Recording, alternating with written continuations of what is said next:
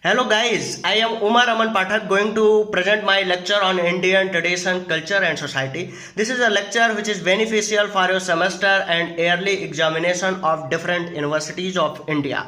Besides of this, if you are preparing for UPSC, UPPSC, UPSSC, SSC and different state public service commission examination, then it is also beneficial for you. Let's start with our lecture. Let's start with us. Today's our content is Puranas, authorship of Puranas and history in Puranas. आज के lecture में हम पढ़ेंगे पुराणों के बारे में, पुराणों के लेखकों के बारे में और पुराणों में सम्मिलित इतिहास के बारे में। यहाँ पर हम कवर करेंगे कि पुराण क्या है, ये इनकी क्या इंपॉर्टेंस है, साथ ही साथ इनके लेखक कौन हैं, इनकी संख्या कितनी है और पुराणों में किन किन प्राचीन राजवंशों का जिक्र है, ये सब आज कवर करेंगे हम अपने इस लेक्चर में। तो चलिए शुरू करते हैं आज का लेक्चर पुराणों के साथ और पुराणों के बारे में। पुराण किसे कहते हैं? सबसे पहले ये जान लेते हैं कि पुराणों की संख्या क्या है। पुराणों की संख्या है 18 पुराण हैं। तो total number of the Puranas is equal to 18। और ये किस भाषा में लिखे गए हैं? क्योंकि ये पोस्ट महाभारत का ग्रंथ है, महाभारत के जस्ट बाद लिखा गया है और इसके राइटर हैं महर्षि वेद व्यास, इसीलिए ये संस्कृत में लिखा गया है। तो language of the Puranas is equal to Sanskrit and authorship या इसका लेखक किसको माना जाता है? महर्षि वेद व्यास को। आपको पता होगा महर्षि वेद व्यास का नाम है कृष्णद्वैपायन वेद व्यास, जो कि महाभारत के भी राइटर हैं। तो ज्यादातर राइटर्स का यह मानना है, ज्यादातर विचारकों का, ज्यादातर बुक्स का यह मानना है कि पुराणों के लेखक जो है वो महाभारत के रचनाकार महर्षि वेद व्यास ही हैं। लेकिन कुछ ऐसे टेक्स्ट हैं जिसमें पुराणों के राइटर का नाम महर्षि व्यास के बदले ऋषि लोमहर्ष को माना गया है। इसके बारे में हम आगे डिस्कशन करते हैं। Purana is a vast genre of Indian literature about a wide range of topics, particularly about legends and other traditional lore। Purana का मतलब पुराण इज ए वास्ट जनर। पुराण जो है वो विशाल, वास्ट का मतलब होता है विशाल, जनर का मतलब होता है कि जो है शैली, ठीक है। तो जो पुराण है वो व्यापक जो है शैली है ऑफ इंडियन लिटरेचर, भारतीय साहित्य का जो व्यापक शैली है उसको कहा जाता है Purana. About a wide range of topics, जो कवर करते हैं बहुत बड़ी range of topics, particularly about the legends and other traditional lore, जो कि मुख्य रूप से जो है ट्रेडिशनल लोर, परंपरागत जटिल जो है बातों को कवर करते हैं। लीजेंड्स का मतलब होता है किंवदंती या उपाख्यान एंड ट्रेडिशनल लोर का मतलब होता है कि परंपरागत जो है वो जो परंपरागत लोर है, परंपरागत जो विधाएं हैं उसके बारे में जो है ये जानकारी देता है। तो पुराण जो है वो जो है बहुत ही व्यापक शैली है इंडियन लिटरेचर की, जो कि वाइड रेंज ऑफ टॉपिक जो है कवर करते हैं, particularly about legends and traditional lore, जो कि पर्टिकुलरली या मुख्य रूप से परंपरागत या जटिल चीजों को किंवदंतियों के माध्यम से इसमें समझाया गया है या आख्यानों के माध्यम से इसमें समझाया गया है।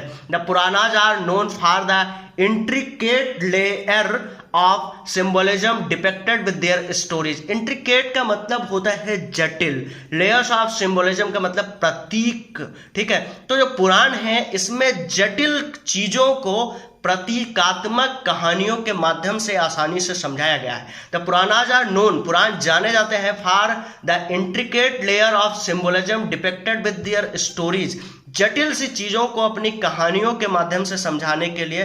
ठीक है, कहानियां कैसी? वो भी सिंबॉलिक कहानियां, प्रतीकात्मक कहानियों से समझाने के लिए पुराण जो है जाने जाते हैं। Krishnadvaipayana Veda Vyasa is the credited with the authorship of Mahabharata and the other principal Puranas. Krishnadvaipayana Veda Vyasa, ये वही वेद व्यास हैं जिन्होंने महाभारत लिखा है, ठीक है। इनका नाम ऋषि व्यास है, पूरा नाम है कृष्णद्वैपायन वेद व्यास। इन्हें जो है महाभारत के साथ साथ 18 पुराणों का भी लेखक या रचनाकार माना जाता है। Some text mention sage Lomaharsha and his son Ugrashrava as the author of Puranas instead of sage Vyasa. कुछ ऐसी पुस्तकें हैं जो कि व्यास के बदले ऋषि लोमहर्ष और उनके पुत्र उग्रश्रवा को जो पुराणों का लेखक मानती हैं। कुछ ऐसी किताबें हैं जो ऋषि व्यास को पुराणों का लेखक नहीं मानती, बल्कि ऋषि लोमहर्ष और उनके पुत्र उग्रश्रवा को पुराणों का लेखक मानते हैं। Among all the 18 Puranas the Matsya Purana is the oldest one. कुल 18 पुराण है, ऊपर ही मैंने बता दिया है। इन 18 पुराणों में से मत्स्य पुराण जो है वो सबसे प्राचीन है। इसके साथ और भी जान लीजिए एक बात, ये जो मत्स्य पुराण है ये सबसे ज्यादा एथेंटिकेट है, सबसे ज्यादा विश्वसनीय कोई पुराण है अगर सारे पुराणों में तो वो है मत्स्य पुराण, जो कि सबसे पुराना भी है। Among all these Puranas, only 5 Purans contains historical fact about the ancient Indian kings and their dynasties. इन जो 18 पुराण हैं उस 18 पुराणों में से केवल 5 पुराण ऐसे हैं जिनमें ऐतिहासिक फैक्ट दिए हुए हैं प्राचीन भारत के राजाओं के बारे में और उनके राजवंशों के बारे में। केवल 5 पुराण हैं जिसमें प्राचीन भारत के राजवंशों और राजाओं के बारे में ऐतिहासिक तथ्य मिलते हैं। शेष जो पुराण हैं उसमें जो है ट्रेडिशंस के बारे में है, धर्म के बारे में जानकारी है, लेकिन ये 5 पुराण ऐसे हैं जिसमें कि राजाओं और राजवंशों के बारे में भी जानकारी है प्राचीन भारत के। The Matsya, the Vayu, the Vishnu, the Brahma and the Bhagavata Puranas contains historical fact about ancient India. प्राचीन भारत के बारे में जो 5 पुराण जानकारी देते हैं उनका नाम है मत्स्य पुराण, वायु पुराण, विष्णु पुराण, ब्रह्म पुराण और भागवत पुराण। ये 5 पुराण हैं जो कि प्राचीन भारत के बारे में जानकारी देते हैं। आपको हम बता दें कि ये जो पुराण हैं ये लिखे गए हैं पोस्ट महाभारत, महाभारत के जस्ट बाद लिखे गए हैं। तो इसमें महाभारत के बाद के राजवंशों के बारे में ऐतिहासिक कथाओं के माध्यम से क्रमबद्ध जानकारी दी गई है। जो महाभारत के बाद का समय है उसके बारे में जो है वो सिंबॉलिक कथाएं हैं और उन कथाओं के माध्यम से क्रमबद्ध इतिहास की जानकारी मिलती है। कुछ राजवंश नीचे हमने मेंशन किए हैं, उन राजवंशों के बारे में भी जानकारी मिलती है। महाभारत युद्ध के बाद जिन राजवंशों ने 6वीं शताब्दी ईसा पूर्व भारत में राज्य किया, जैसे कि मौर्य राजवंश, सातवाहन राजवंश, गुप्त राजवंश, उनके बारे में एक सिस्टमैटिक जानकारी देते हैं ये हमारे पुराण।